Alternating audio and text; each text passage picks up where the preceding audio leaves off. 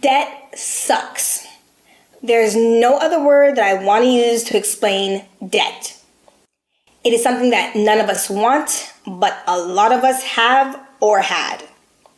So after accumulating $33,000 in student loan related debts, I decided enough was enough.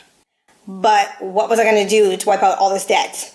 I'm going to share with you the 5 things I eliminated from my budget to become debt-free. Number 1, eating out. I said bye-bye to brunches, fast food, and dinners at restaurants. So as I started writing out my expenses to get a better idea of what I was spending my money on, I had realized that I was spending way too much money on food outside of the house. And to make matters worse, I usually had tons of groceries in the fridge and cupboard, so I really did not need to be eating out at all. But I really appreciated the convenience of eating out. As a busy working mom, it just seemed so much easier to just grab something that was already made and feed the family. But of course, what comes with that? Well, number 1, you're eating outside, which usually isn't the healthiest of foods, and you end up putting on weight, and your body's not happy, and you feel sluggish and tired, and sometimes you're even hungrier than you were before you even started, because let's face it, it's usually not real food. And number 2, the obvious, it can be a waste of a lot of money that you could be using to pay off all your debt. But listen, don't worry, okay? It's not like you can never, ever eat again.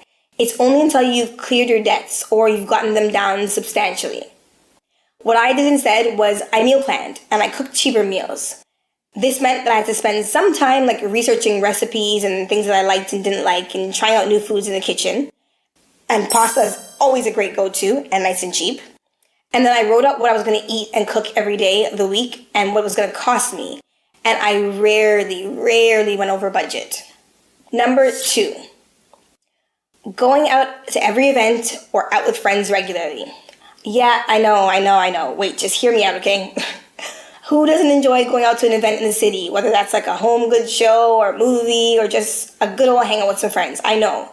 It's always a good time when you're with good friends. But again, it's never good on the pocket. Know that every good thing comes with challenges and sacrifice. That's what I have to tell myself. But when you get to the other end, it's so worth it. And you actually realize you didn't miss out on them as much as you thought you would have. When I got to the other side of being debt-free, there were still tons of other events to go to and a million meetups that I've been going to. What I did instead on my debt-free journey was I met with friends at the park and we had little picnics, or I invited friends over for a meal at my house, or I went to their house and we just snacked and talked. Number 3, shopping.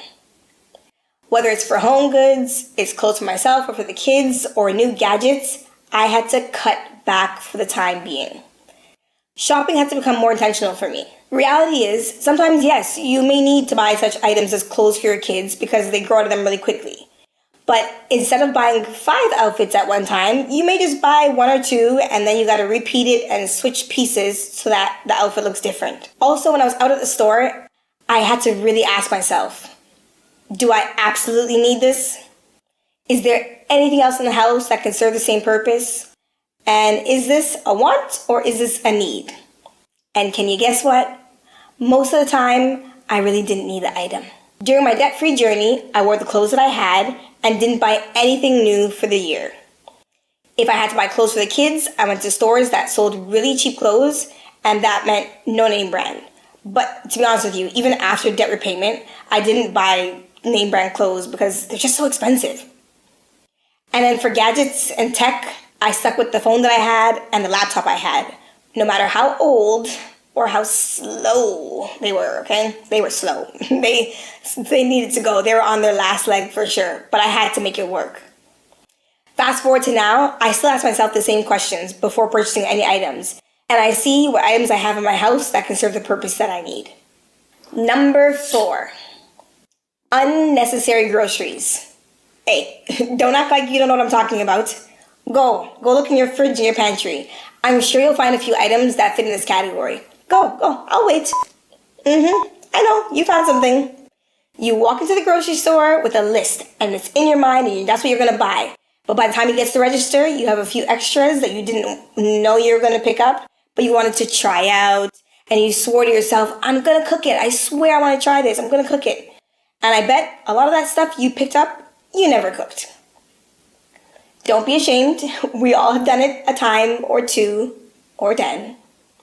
This again was a time when I decided I needed to start meal planning and really sticking to my grocery list that I made. I do admit though that sometimes the food did feel a bit redundant and uninspiring, but listen, you have to do what you have to do to get yourself out of debt. And number 5,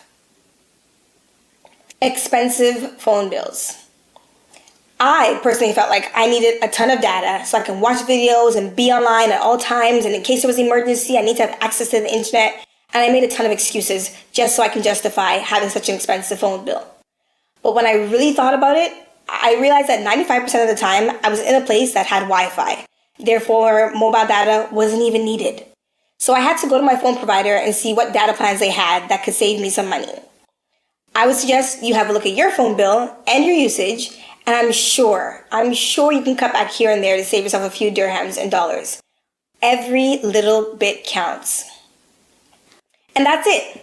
Those are the 5 things that I had to give up in order to help me to become debt-free. Go ahead and write in the comments which expenses you feel would be the hardest or the easiest for you to cut out.